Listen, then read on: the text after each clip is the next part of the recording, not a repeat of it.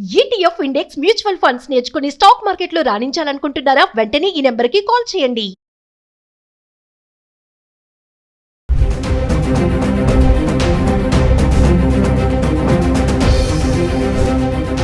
నమస్తే, welcome back to Suman T. Present మనతో పాటు ఉన్నారు అనలిస్ట్ మందర్ కృష్ణారెడ్డి గారు. నమస్తే సార్. నమస్తే సార్, యుద్ధం వచ్చింది, మరి యుద్ధం వల్ల బంగారం, వెండి, ఇంకా విలువైన లోహాలన్నీ కూడా పెరిగిపోతాయని చెప్పేసి మార్కెట్ అయితే అంచనా వేస్తుంది. ఇన్వెస్టర్స్ కూడా అదే ప్లాన్లో ఉంటారు. కానీ అనుకోకుండా మొత్తం వ్యతిరేకంగా ఉంది. ఇక్కడ అన్ని మళ్ళీ గత 3 రోజులుగా చూసుకుంటే తగ్గిపోతున్నాయి ధరలు. అంటే ఇదంతా కూడా టెంపరీ అనుకోవచ్చు అంటారా?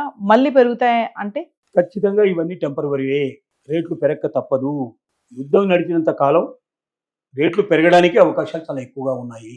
యుద్ధం ఆగిపోయినా కూడా ఈ యుద్ధం నష్టాల నుంచి బయటపడడానికి చాలా టైం పడుతుంది. రెండవది, ఇవాళ రేట్లు ఫ్లక్చువేట్ అవుతూ ఒక 2 రోజులు, 3 రోజులు, 4 రోజులు 2,000, 5,000, 10,000, 25,000 తేడా కనబడుతుంది. ఇప్పుడు ఆ మధ్య కూడా జరిగినాయి.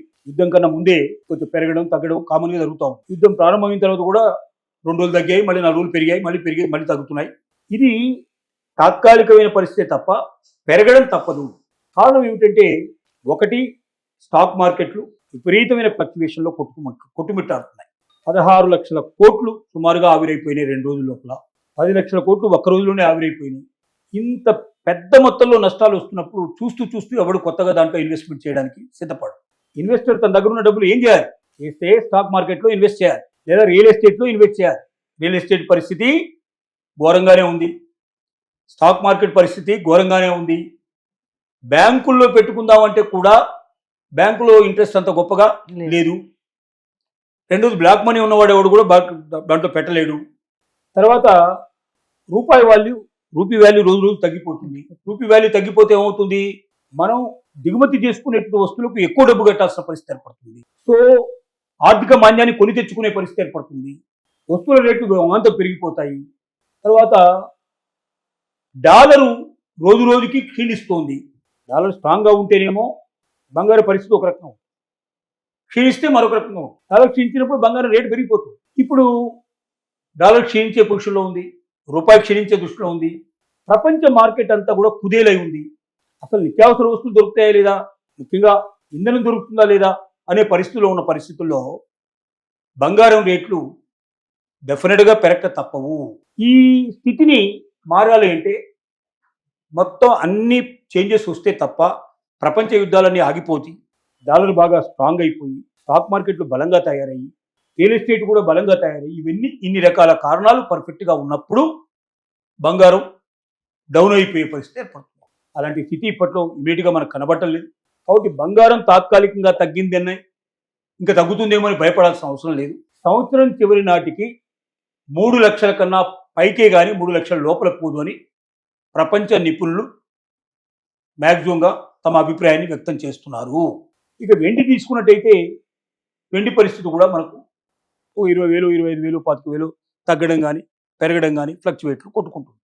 ఈ కొట్టుకోవడానికి కారణం ఏంటంటే, అసలు దిగుమతులు చేసుకునే పరిస్థితి వాళ్ళు లేదు కాబట్టి, సిచ్యువేషన్స్ ఎగుమతులు కూడా లేవు కాబట్టి, మిగతా విడిభాగాలు లేకపోతే మనకి వాళ్ళ వెహికల్స్ తయారయ్యే పరిస్థితి లేదు. మిగతా విడిభాగాలు రాకపోతే ఇప్పుడు వెండి కొనుక్కొని వెళ్ళాము.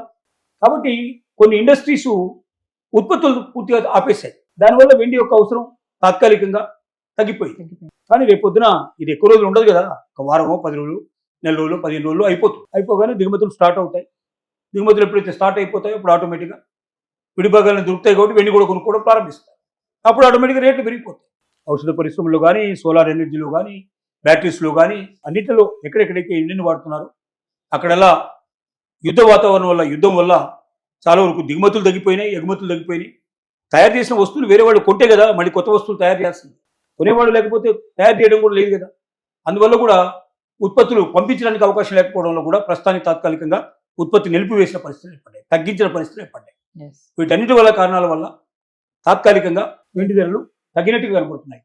కానీ మళ్ళీ ఈ పరిస్థితులు పుంజుకుంటాయి.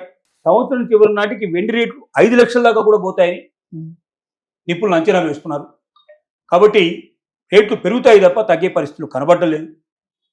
ఈ వారం రోజుల్లో 10 రోజుల్లో జరిగేటువంటి ఫ్లక్చువేషన్స్ చూసి మనం అధైర్యపడాల్సిన అవసరం లేదు, ఎగబడి కొనుక్కోవాల్సిన అవసరం కూడా లేదు. డబ్బులు ఉంటే కొనడానికి ఇది సరైన టైం. ఎందుకంటే ఇక పెరిగేది కానీ తగ్గదు. తగ్గిన కొద్ది రోజులు తాత్కాలికంగా తగ్గుతుంది కానీ పర్మనెంట్గా మాత్రం తగ్గదు. ఇది దృష్టిలో పెట్టుకొని ముందుకెళ్లాల్సిందిగా మనం కోరుకు. అంటే ఇది టెంపరీ అంటారు ఈ తగ్గడం అనేది.